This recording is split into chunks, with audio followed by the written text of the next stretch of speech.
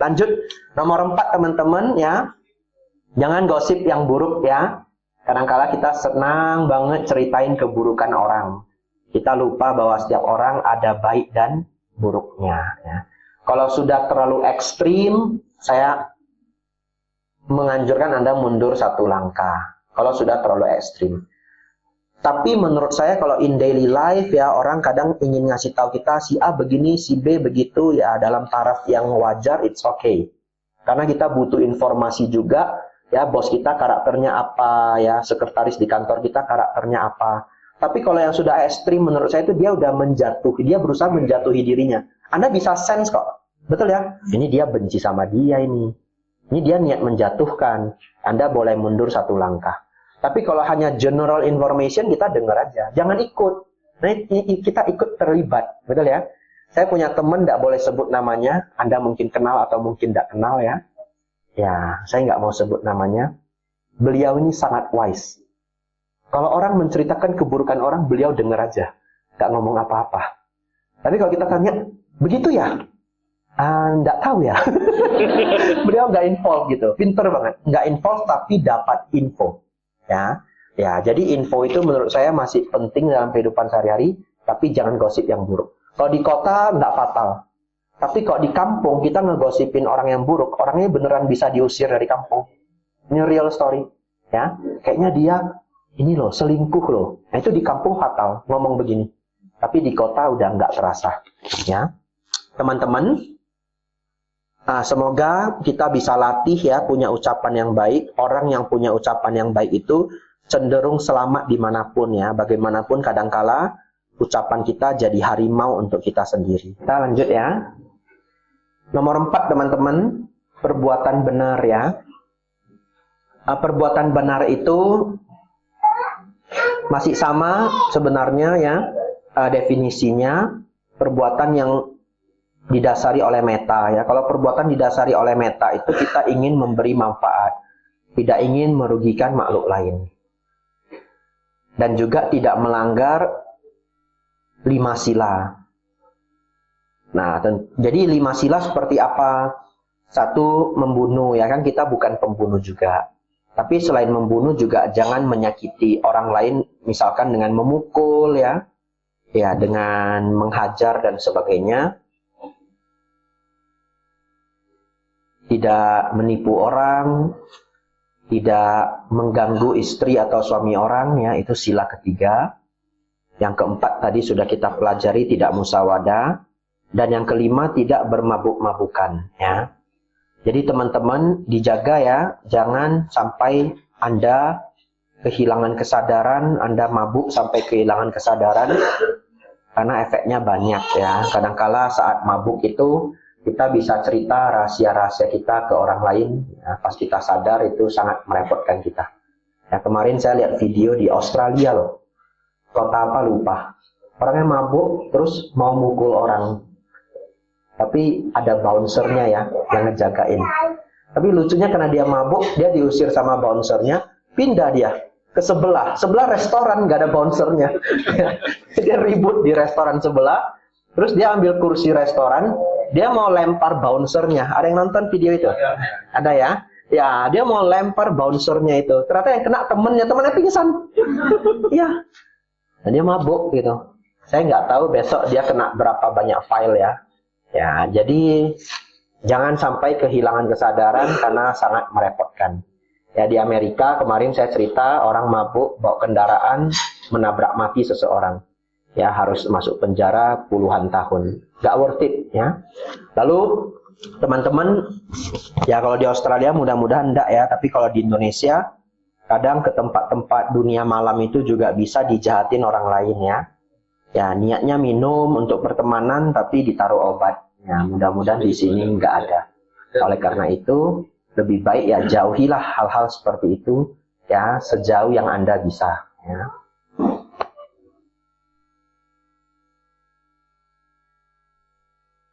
Dan juga mabuk itu merusak liver ya, sangat merusak liver. Nah, di kedokteran, alkohol itu ternyata dalam kadar apapun itu adalah racun. Ya, dalam kadar sesedikit apapun adalah racun. Jadi minum alkohol itu sedang memasukkan racun ke dalam tubuh. Kalau masih muda belum terasa ya, tapi kalau di compound nanti jadi problem. Nomor 6 teman-teman, nah kita masuk ya, Anda yang bawa pena, oh belum nomor 5 ya. Yang bawa pena silakan digaris bawahi di bawah 5. Di bawah 5 digaris bawahi. Ya. Kenapa? Karena 1 sampai 5 itu adalah punya cara hidup yang benar. Nomor 6, 7, 8 itu adalah sudah upaya membersihkan batin. Dalam bahasa Pali disebut cita bhawana, ya. CITTA spasi BHAVANA, cita bhawana, pengembangan batin. Ya.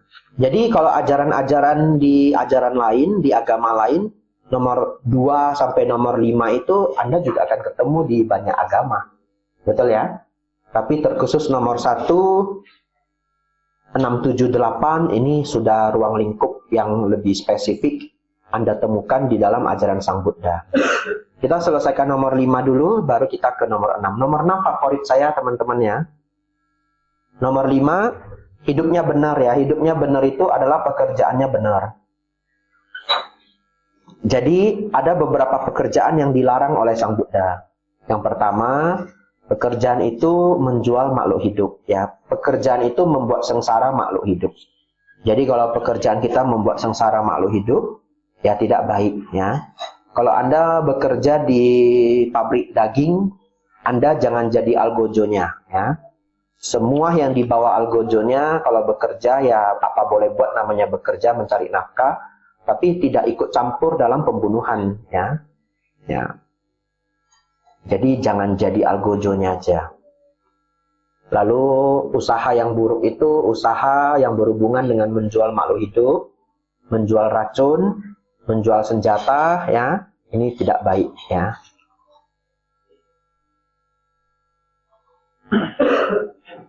Kalau secara sederhananya kita renungkan aja. Pekerjaan kita itu membawa penderitaan bagi makhluk lain enggak? Itu aja simpelnya ya. Jadi kalau teman-teman yang bekerja di company atau perusahaan yang servisnya itu membantu orang lain, itu malah menjadi bonus ya. Itu membuat kita lebih happy lagi. Ya, waktu saya tinggal di Amerika 3 bulan berpuasa, ya ketemu umat, dia kerja di fire department, kan seneng ya, bisa nolong banyak orang gitu. Ada yang kerja tapi sudah pensiun, kerja di FBI, keren juga. Ya, jadi officer apa gitu ya. Ya, jadi ada yang jadi guru ya, ada yang kerja di restoran ya, ada yang kerja di farmasi ya, farmasi juga bantu orang ya, orang sembuh dari sakit ya. Walaupun ada yang netral aja ya, tetapi yang penting yang dijauhi itu pekerjaan yang membawa duka untuk makhluk lain. Nomor 6 teman-teman kita hafal ya, harus hafal ini sebelum pulang, nanti saya tes satu-satu ya. Ya, harus hafal sama wayama ya, usaha benar. Ini saya favorit banget. Apa itu usaha benar? Mengusahakan pikiran buruk yang belum muncul, diusahakan tidak muncul. Pikiran buruk yang sudah ada, dilenyapkan.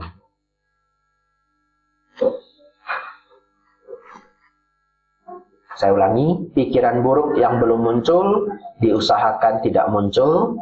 Pikiran buruk yang sudah ada, dilenyapkan. Pikiran baik yang belum muncul, diusahakan agar muncul. Pikiran baik yang sudah ada, dikembangkan.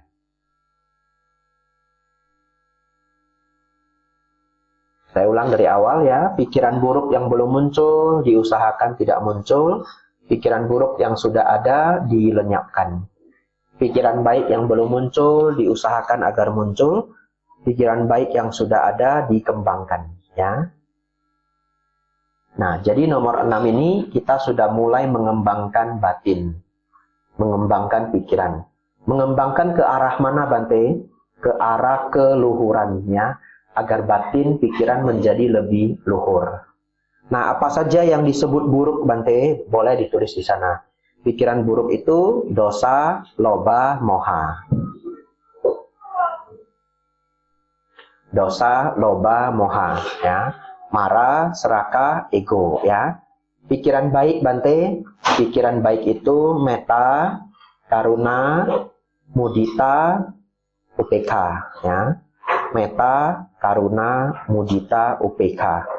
Saya menyebut ini 7 pilar spiritualisme ya, tidak ada di suta ya. Saya bikin sendiri ya. 7 pilar spiritual ya. Kalau kita spiritualnya tinggi, 7 ini akan berkembang ya. Adosa, aloba, amoha, metta, karuna, mudita, UPK ya. Kenapa pakai adosa? A artinya tidak ya. Adosa tidak marah ya. Aloba tidak serakah, amoha tidak bodoh batinnya ya, atau tidak ego, tidak sombong. Teman-teman, sekarang prakteknya bagaimana? Ini very powerful ya. Ini very powerful. Sebelum Sang Buddha meninggal, mendekati Sang Buddha, masa-masa Sang Buddha akan parinibbana ya. Sang Buddha meninggal, kita sebutnya parinibbana istilahnya. Sang Buddha ngomong ke murid yang paling dekat dengan beliau, Bante Ananda. Beliau ngomong begini, Ananda, lihatlah para dewa menaburkan bunga-bunga surgawi dari langit.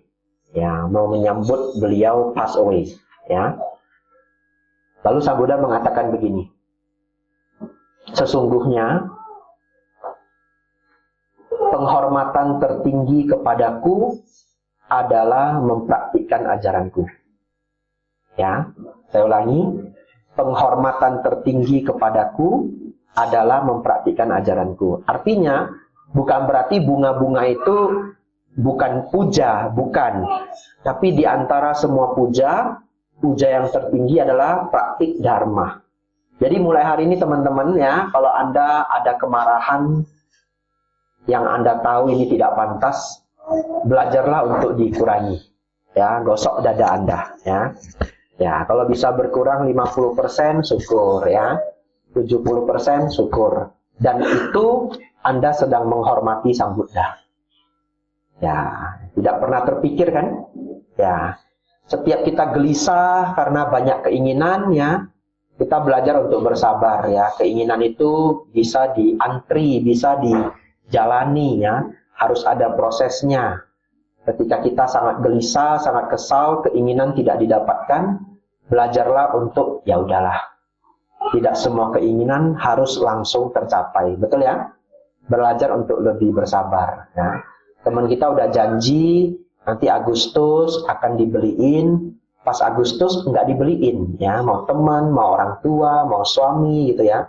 Karena kadangkala ada biaya lain yang harus ditutup, ya.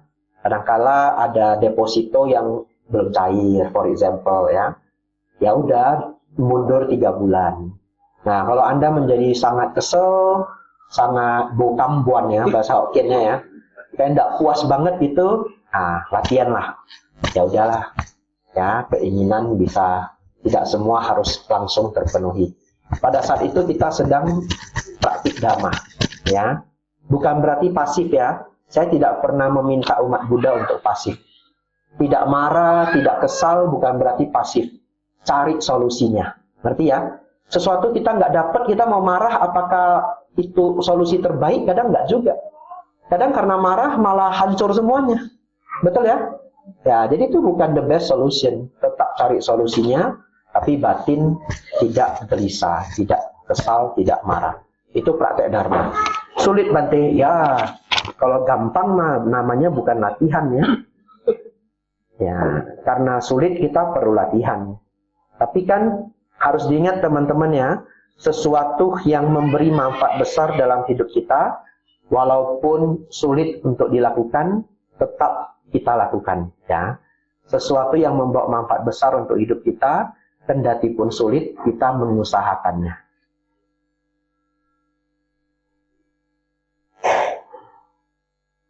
Ya, ini nomor 6 saya beri perhatian paling besar ya. Nomor 7 dan 8 nanti sebentar aja. Jadi ini seperti poin terakhir kita sebenarnya ya. Ini poin favorit saya.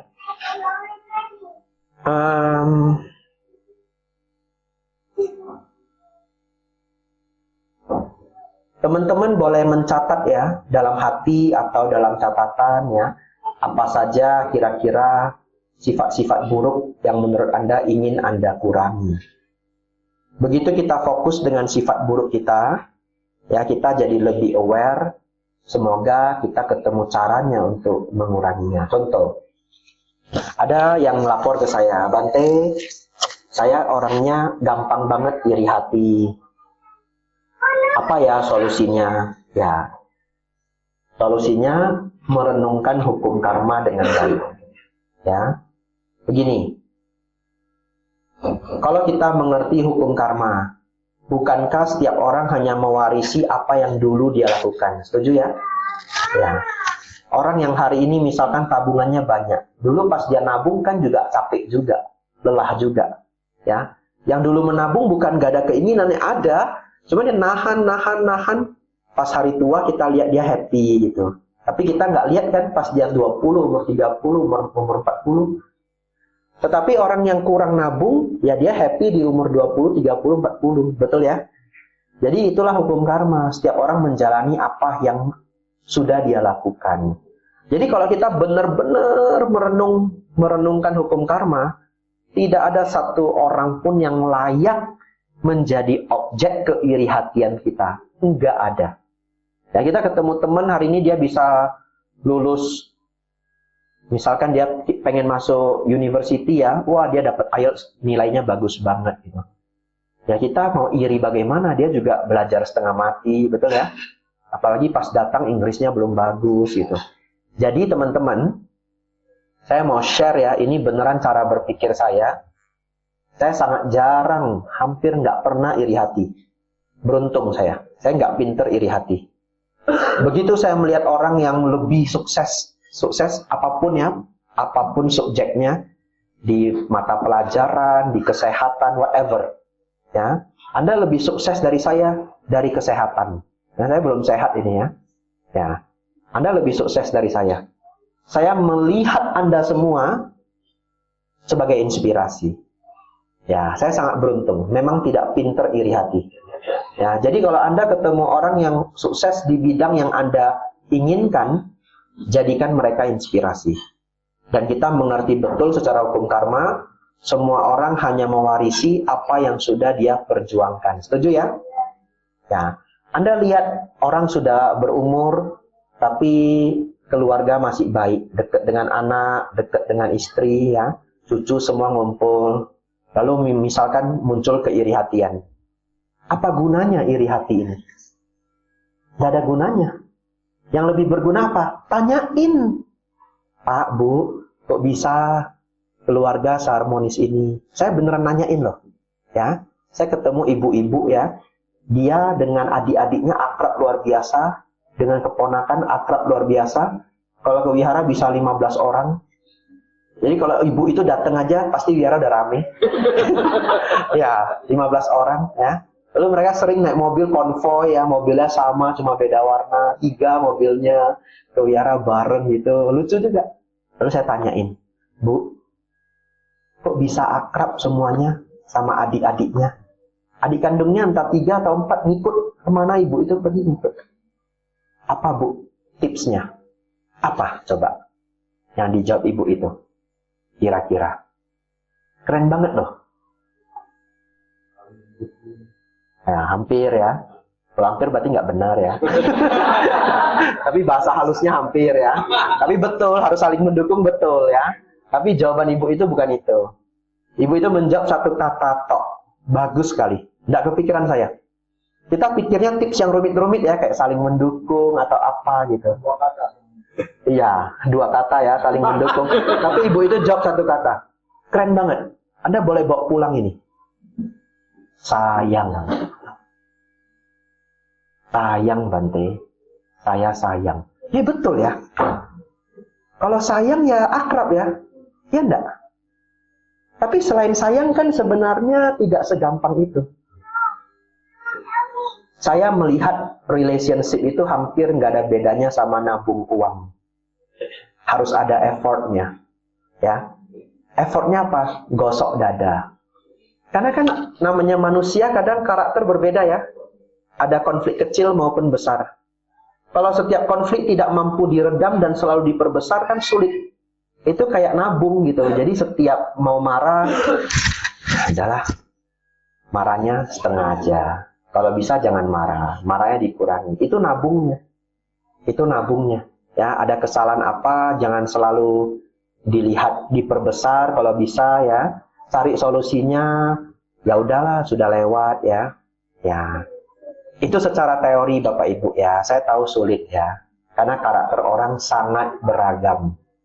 Ada orang mungkin keluarganya gampang tertata karena ya dia nggak ketemu difficult people. Memang sometimes kita ketemu difficult people dan nggak ada jalan untuk mempersatukannya.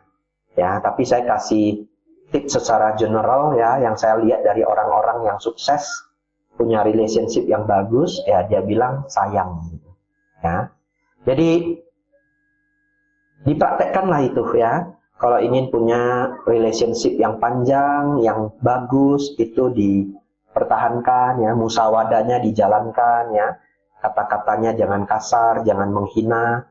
Semoga hubungan baik yang Anda punya itu bertahan sampai tua ya.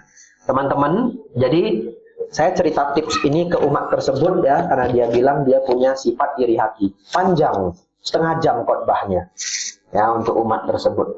Tapi maksud saya adalah kita semua punya PR yang berbeda masing-masing, betul ya? Ada orang punya karakter gampang dendam ya, ada orang gampang tersinggung, ada orang dia tahu dia masih punya kesombongan yang tinggi, dia tahu tapi dia nggak punya kemampuan untuk menguranginya. Disitulah Dharma bekerja ya, belajar Dharma, ngingetin diri, semua yang buruk-buruk kita kurangi ya. Dari waktu ke waktu nanti yakin ya hasilnya akan baik. Nomor 7 teman-teman, sama sati ya. Sama sati ini teman-teman punya pemahaman yang sangat luas. Tapi hari ini saya berikan pemahaman yang paling sederhana ya, yaitu memperhatikan sesuai dengan Dhamma.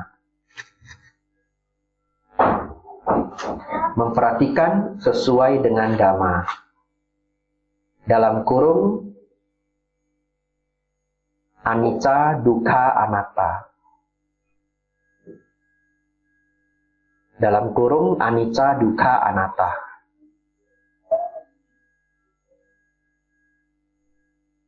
Untuk tahap awal yang paling berharga adalah anicca. Silakan digarisbawahi ya. Jadi sama sati ini memperhatikan dengan benar ya, dimulai dari keseharian sampai nanti kita membahas meditasi yang tinggi, sama-sama menggunakan sama sati ini ya. Dalam keseharian kalau kita melihat sesuatu, contoh ya, ada ibu-ibu sudah sepuh lewat ya, sudah agak pincang misalkan, lalu muncul pemikiran, demikianlah kehidupan, betul ya? Tidak ada yang kekal, ya semua orang akhirnya akan tua. Dan kalau sudah tua, apa yang paling berharga? Yang paling berharga adalah kebajikan. Satu kalimat perenungan itu juga adalah sama sati. Ya, setiap kita mengingat Dharma itu adalah sama sati. Sati artinya mengingat. Jadi dalam daily life Anda bisa mulai mempraktikkan sama sati. Tapi pertanyaannya, kalau tidak pernah belajar Dharma dengan cukup lengkap, bagaimana merenungkan Dharma? Setuju? Ya, oleh karena itu masukkan dulu Dharma yang banyak. Hari ini saya kenalkan anicca, artinya tidak kekal ya. Tidak ada yang kekal di kehidupan ini, semuanya akan lewat. Jadi kalau ada dapat kabar duka cita, meninggal, ya kita bisa merenung sebentar. Ya, tidak ada yang kekal di dunia ini. Semuanya akan lewat ya. Dengan kita sering merenung tidak ada yang kekal, kita tidak sering menggenggam sesuatu ya. Kalau punya kebencian ya dilepas ya, tidak worth it kok. Ya, yang worth it itu yang berhubungan dengan kebaikan. Lalu senang belajar Dharma, mempersiapkan diri ya, karena kelak kita akan tua, kita akan sakit. Lalu dukkha kita sudah pelajari ya, hidup itu ada penderitaan dan ketidakpuasan, kita menanggulanginya dengan Dharma ya. Dan anatta agak panjang kalau dijelaskan, tapi secara sederhana Anda boleh baca Anatta Lakkhana Sutta di Parita Biru ya. Di sana Sang Buddha mengatakan seseorang tidak mampu memerintah tubuhnya. Ya, apa yang tidak bisa diperintah tidak bisa disebut sebagai milikku. Apa yang bukan milikku bukanlah diriku. Apa yang bukan diriku bukanlah aku. Ya, jadi tahap paling awal memahami anatta dari Anatta Lakkhana Sutta adalah tidak bisa dikontrol, ya, tidak bisa diatur. Kalau di Anatta Lakkhana Sutta, Bhadeda Madiro menerjemahkannya tidak bisa diperintah. Apa yang tidak bisa diperintah? 5 hal: tubuh, perasaan, pikiran, persepsi atau pengenal, ya, pengenal atau persepsi dalam psikologi, tahu ini coklat, tahu ini besi, tahu ini kayu. Dalam psikologi ini disebut perception, tapi perceptionnya psikologi. Anda boleh cek kamus psikologi, ketik perceptions in psychology dictionary. Anda akan paham bahwa yang disebut perception di dictionary itu adalah how the brain perceive the object. Ya, itu persis seperti dalam bahasa Palinya sanya. Jadi Bhante Payutto menerjemahkan sanya sebagai perception, dan di Indonesia ada yang bingung karena mereka tidak tahu, beliau pakai kamusnya psikologi. Apa maksudnya how the brain perceive the object? Sebenarnya kan pertanyaan saya, Sang Buddha, jangan Sang Buddha ya, kualat nanti saya. Ya, ini daun palsu ini warna hijau. Hijau, ya. Pertanyaan saya, siapa yang membuat daun palsu ini warnanya terlihat hijau di otak kita? Sendiri, ya? Sendiri, the brain. Dari mana? Dari panjang pendeknya wave cahaya yang terpantulkan dari si daun. Setuju? Kita belajar fisika ya. Nah, itu sinar matahari mantul masuk ke mata kita. Nah, lalu yang wavelength-nya itu sebegitu, si otak kasih warna hijau. Yang wavelength-nya sebegitu, si otak kasih warna putih. Jadi sebenarnya coba kita melihat keluar, cahaya matahari warna kuning muda. Kuning muda, ya kuning muda lah ya. Benar apa enggak cahaya matahari kuning muda? Enggak. Enggak ya, sebenarnya itu 7 warna ya, si matahari itu ya. Tapi yang terpantulkan ke kita ya, dan kemampuan mata kita, bagaimana otak menggunakan kombinasi chemicalnya dia, ya warnanya seperti itu. Jadi bagi kucing, bagi anjing, bagi kuda, ya, mungkin warnanya beda. Ya, cuma saya nggak pernah jadi kucing. Kalau pernah pun udah lupa. Ya, jadi nggak bisa lapor ke Anda ya.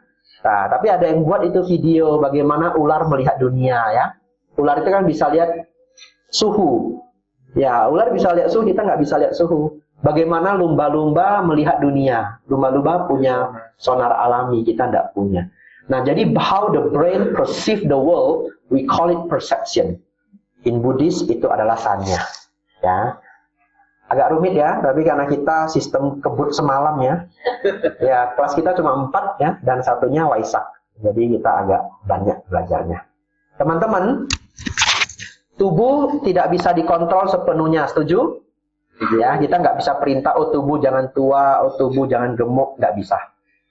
Perasaan nggak bisa kita kontrol sepenuhnya, setuju? Ya, kadang dia good mood, kadang dia bad mood ya. Kalau kita bisa kontrol kan kita suruhnya good mood terus, setuju ya? Tapi dia nggak kita kontrol sepenuhnya. Perception di luar kontrol sepenuhnya. Thought ya, pikiran-pikiran tidak kita kontrol sepenuhnya. Yang terakhir adalah consciousness, tidak bisa kita kontrol sepenuhnya. 5 ini dalam bahasa Pali disebut panca kanda ya. Saya ulangi, tubuh, kesadaran, pikiran, perasaan, persepsi. Tubuh, kesadaran, pikiran, perasaan, persepsi. 5 ini sifatnya adalah anatta, tidak bisa diatur ya. 5 ini punya sifat anicca ya, mengalami perubahan. Karena dia tidak bisa diatur dan mengalami perubahan, 5 ini tidak terpuaskan apabila dilekati ya. Pancakanda, upadana ya. Jadi ketika melekat kepada 5 kanda ini muncul dukkha. Ini sedikit dharma yang intermediate level. Tapi nggak apa-apa, saya kenalkan ya. Jadi Anda yang bisa memahami itu dapat satu insight.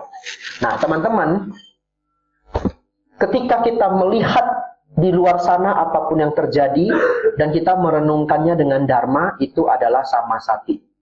Ketika tadi saya membahas batin, betul ya? Pikiran, perasaan, persepsi, dan kita melihat sifat anicca, dukkha, anatta, itu juga adalah samasati.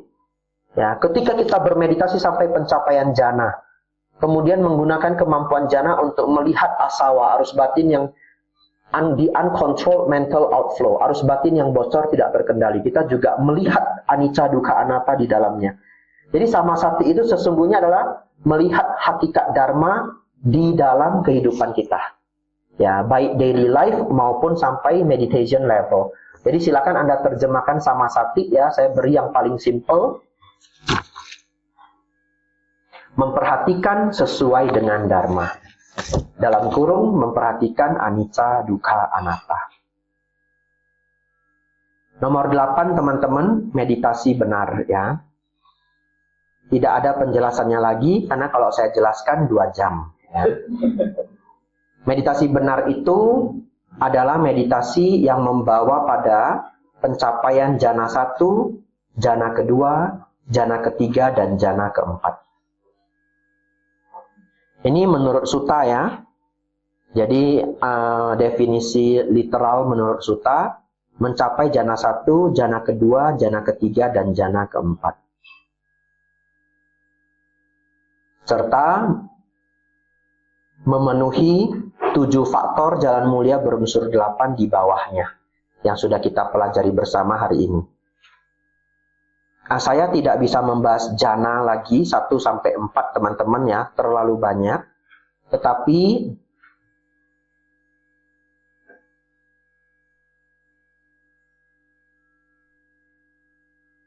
kalau seseorang mencapai jhana pertama, fokusnya batinnya menjadi sangat terfokus pada objek meditasi. Itu sifat yang pertama.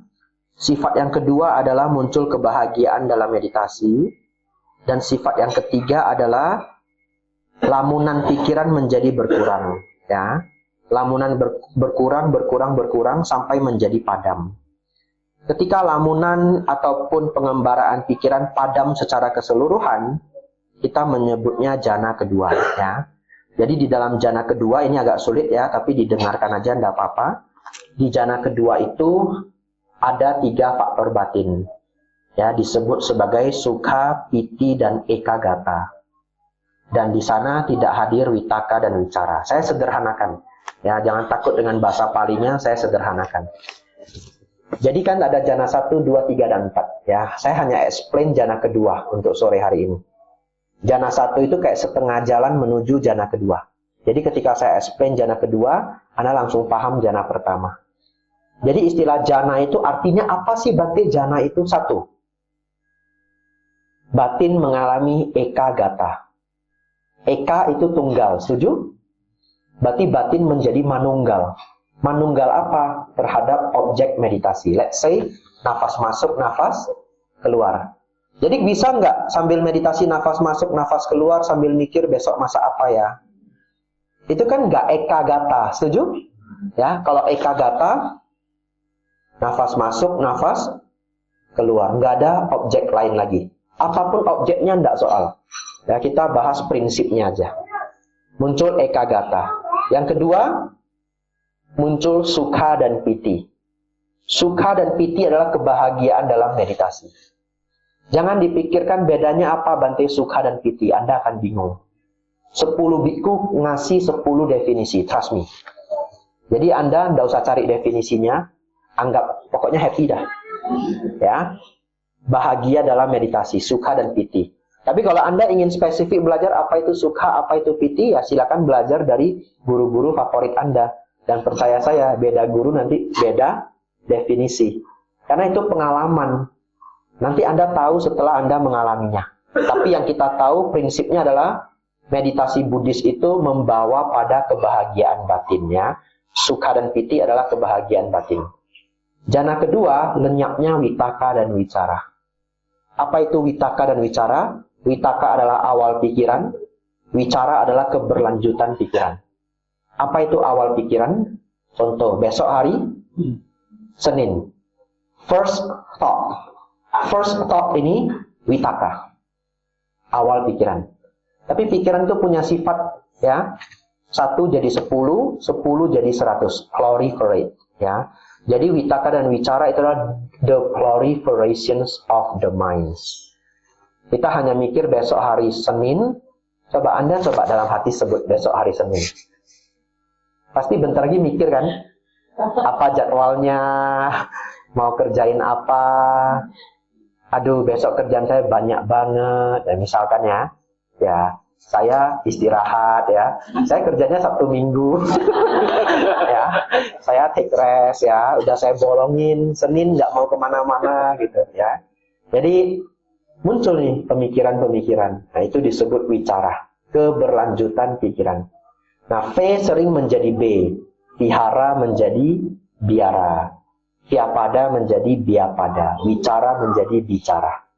Jadi kita adaptasikan ke bahasa Indonesia, bicara ini artinya keberlanjutan pikiran.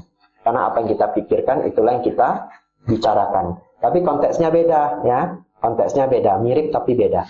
Kalau dalam Dharma, yang membahas wicara ini meditasi. Ya, dalam bahasa Indonesia, speech, ya. Baik, teman-teman. Pada jana pertama, witaka wicara melemah. Apa tadi witaka wicara? Obrolan pikiran, oke? Thought, pikiran-pikiran. Pada jana pertama, witaka wicara ini melemah. Pada jana kedua, witaka wicara lenyap. Itu artinya, kalau Anda berhasil mencapai jana kedua, batin Anda menjadi sangat silence, sangat tenang. Setuju? Karena batin kita tidak pernah berhenti bicara. Katanya satu hari 65.000 percakapan. Saya tidak pernah hitung. Nanti teman-teman hitung, lapor ke saya. Ya. Nah, jadi saudara-saudari, saya menggunakan penerjemahan witaka awal pikiran, wicara, kelanjutan pikiran. Ya. Beberapa Bante punya definisi yang berbeda. Ya. Tapi saya tidak bahas definisi itu. Kadang beda guru bisa sedikit berbeda. Ya, kalau Anda senang dengan versi saya, witaka dan wicara itu thought, pikiran-pikiran. Ya, ada versi lain yang disebut sebagai pemegang objek, ya, tapi I cannot explain it. Saya pernah dengar dari Bante Sujato, beliau punya definisi yang berbeda, ya. Jadi ya enggak apa-apa gitu ya, enggak apa-apa. Nanti hasilnya sama kok. Ya, karena pada saat meditasi kan nafas masuk, nafas keluar, yang lainnya enggak ada lagi. Baik, teman-teman. Berarti secara simpel saya menyederhanakan meditasi yang benar itu kan tadi kita katakan menuju jana 1, jana 2, jana 3, jana keempat. Yang awalnya istilah ini agak menakutkan, tapi sekarang sudah enggak menakutkan. Jadi istilah jana 1, jana kedua, jana ketiga, jana keempat adalah semakin tenangnya batin. Ya, objek meditasi semakin kuat kita genggam. Seperti itu ya. Ya, pada jana kedua itu punya istilah, Anda boleh catat kalau rajinnya, di Aryan silent. Diamnya para suciwan. Karena batin sudah jadi diam. Ya. Baik, oleh karena itu, kalau Anda bertanya lagi ke saya, Bante, apa ciri-ciri meditasi yang sukses? Ya, ini tutup bukunya ya. Bante, ciri-ciri meditasi yang sukses itu apa? 1, tidak menuju pada lamunan yang kita sebut monkey mind. Tapi ini terjadi pada semua beginner ya. Jadi kalau Anda masih beginner pasti ada monkey mind. Dia cuma melemah dari waktu ke waktu. Jadi Anda jangan protes ke saya kalau meditasi baru setahun. Bante kok selalu ada pengembaraan pikiran, ya itu normal ya. Kapan Bante hilangnya? Setelah bertahun-tahun ya. Jadi Anda jangan cari hilangnya, kalau hilangnya itu jana kedua. Tapi yang Anda cari adalah dari waktu ke waktu dia lebih tenang. Ya, dan Anda bisa praktekkan ini ketika Anda punya persoalan tapi Anda ingin tidur. Kan pikirannya ribut. Coba nafas masuk, nafas keluar. Anda akan melihat your mind slowing down. Ya, si pikiran yang cerewet itu berkurang. Pada saat itu Anda bisa melihat, oh, meditasi yang saya praktekkan berbulan-bulan sudah menjadi skill. Dan ini real skill ya. Ya. Yang pertama, batin menjadi lebih diam. Yang kedua, muncul kebahagiaan atau kenyamanan ketika bermeditasi. Ini juga perlu waktu ya. Anda baru bermeditasi 2 bulan, 3 bulan, kadang belum muncul kenyamanan dalam meditasi. Ada yang sudah muncul. Ya, jadi tiap orang berbeda-beda. Kalau belum muncul, keep doing it. Gitu ya. Yang ketiga,